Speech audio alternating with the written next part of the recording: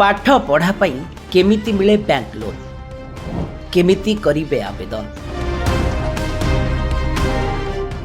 सुझिबाकू लागिबो केते दिन। प्रत्येक मेधावी छात्र छात्री स्वप्न थाए उच्च शिक्षा लाभ करने किंतु अनेक समय रे आर्थिक अभाव यही स्वप्न आगरे पाचेरी होई ठिया हुए। एही समय रे शिक्षा ऋण एक बड़ साहाय्य भावे उभा होइथाए किंतु ऋण नेबा पूर्वरु अनेक प्रश्न मन को आसे। बैंक केते सुध नेब एवं केउ कागजपत्र दरकार। एबे आसंतु जानिबा शिक्षा ऋण पई कौन रही योग्यता। भारत में कौनसी भी मान्यता प्राप्त विश्वविद्यालय बा शिक्षानुष्ठान रे पढ़िबा पई जड़े भारतीय नागरिक शिक्षा ऋण पई आवेदन करिपारिबे। एथिपाई छात्र छात्री पाखरे कौनसी कोर्स रे एडमिशन होइथिबार प्रमाणपत्र थिबा जरूरी। हेले आमकू जानी रखिबाकू पड़िबो शिक्षा ऋण छात्रटीए एका करिपारिबो नाही। एथिपाई सह आवेदनकारी यथा बापा माँ किंबा अभिभावक रहिबा बाध्यतामूलक, जो मानकर आयर एक स्थायी स्रोत थिबो।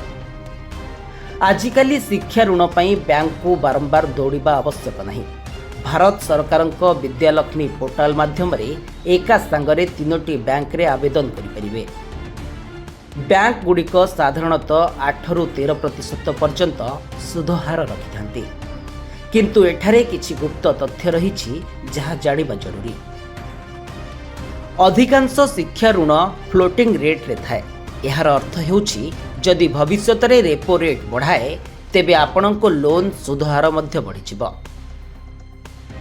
पाठ पढ़िबा समय रे बैंक केवल सरल सुध हिसाब करे किंतु जदि आपण पढ़ा सरिबा परे ईएमआई देबारे विलंब करंती तेबे यह चक्रवृद्धि सुध बा कंपाउंड इंटरेस्ट रे परिणत हुए। अनेक बैंक छात्र छात्री मानक पाई सुधहार रे 0.5% पर्यंत रिहाती प्रदान करते।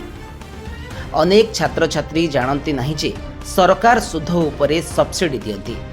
शिक्षा ऋणर सबुठारु भल दिग हेउछि मोराटोरियम पीरियड। कोर्स सरिबार 6 मासरु 1 वर्ष पर्यंत आपणको ईएमआई देबाकू पड़ी न थाए। एही समय मध्यरे आपण चाकरी खोजी परिशोध पई प्रस्तुत होई परिबे। शिक्षा ऋण एक साधन जहाकू बुझी विचारी व्यवहार कले भविष्यत उज्जवल हेब किंतु लोन नेबा पूर्वरु बैंकर समस्त हिडन चार्ज एवं परिशोध करिबार क्षमता को निश्चिंत जांच करंतु।